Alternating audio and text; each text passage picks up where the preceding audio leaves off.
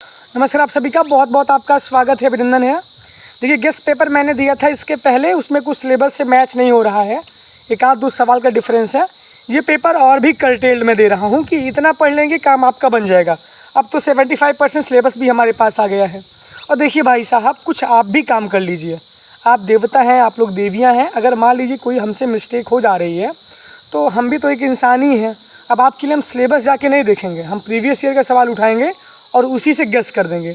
जो नहीं आ रहा है उसमें आप कोई जोड़ लीजिए, ये बात है। आगे से हम ध्यान देंगे, लेकिन आप इतना ज़्यादा सेल्फ डिपेंडेंट मत बन जाइए। दूसरी बात ये है कि सबसे पहले तो आप एक चीज़ तैयार करिए। क्या तैयार करिए? हड़प्पा सभ्यता यानी सैंधव सभ्यता तैयार करिए और मल्टी डायमेंशन तरीके से तैयार करिए। सवाल इससे आने वाला है। आप वैदिक कल्चर तैयार कर लीजिए। हड़प्पा सभ्यता और वैदिक कल्चर तैयार करिए। जैन और बौद्ध ना पढ़िए। अगर इतना दोनों पढ़ेंगे आपका पहली यूनिट से सवाल आ जाएगा। हड़प्पा सभ्यता की विशेषताएं बताइए, नगरीय सभ्यता कहाँ तक थी और इसका सामाजिक आर्थिक जीवन सब आ जाएगा। इसमें कुछ हो आएगा लिख दीजिएगा। वैदिक कल्चर पढ़ लीजिए, इसमें से क्या क्या स्थिति थी वहाँ पे, राजनीतिक संस्थाएं, सामाजिक शिक्षा।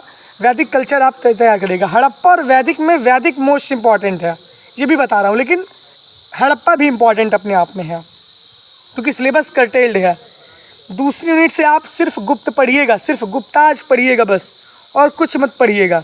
गुप्त काल पढ़िएगा अच्छी तरीके से।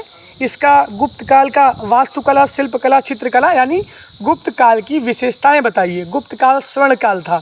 एक सवाल इसको तैयार करिए, बाकी सब कुछ छोड़ दीजिए आप। तीसरी यूनिट से आप पढ़िए मध्यकालीन भारत में।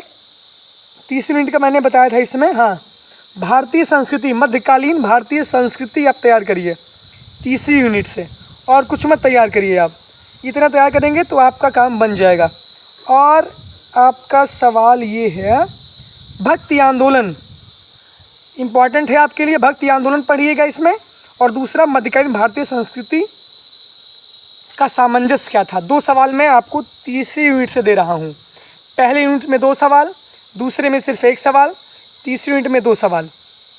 चौथी यूनिट में आपको तैयार करना है सामाजिक वर्ग विभाजन यानी महिलाओं की स्थिति कैसी थी, वर्ग कैसा था, महिलाओं की स्थिति इसमें आ जाएगा। और इसका दूसरा सवाल ये है, इसमें दूसरा सवाल मैंने दिया था आपको, एक तो महिलाओं की स्थिति आप तैयार कर लीजिएगा, और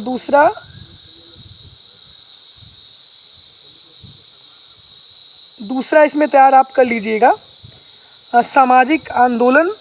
आंदोलन तो नहीं है, आंदोलन तो तीसरे में है। इसमें आप तैयार करिएगा मध्यकालीन समाज एवं संस्कृति।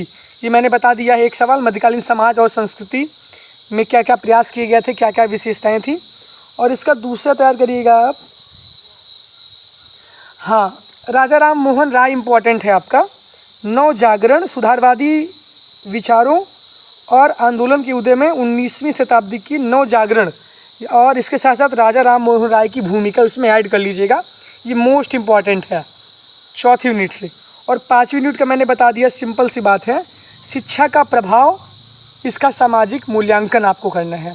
इसमें आपको पार्ट रहेंगे, इसमें तो एक ही टॉपिक है। यूनिट 5 में देखिए, आधुनिक भारत में समाज और संस्कृति का सर्वेक्षण, तो शिक्षा इसमें पूछेगा आपका, इम्पॉर्टेंट है। इतना आप कवर कर लीजिएगा। सिलेबस मेरे पास है, इसमें भी अगर कुछ दिक्कत है तो आप लोग अपने आप से ऐड कर लीजिएगा। बाकी जुड़े रहिए और लगातार बने रहिए। और भाई बहुत परेशान आप लोग कर रहे हैं यार, हम सभी विषयों का गेस देंगे लेकिन एक समय से देंगे। इतना मैसेज ठोक दे रहे हैं कि मैं खुद ही, मेरी हालत ख़राब हो जा रही है। खैर, मैसेज करते रहिए, इसी बहाने आपका नंबर मेरे पास सेव होता रहेगा।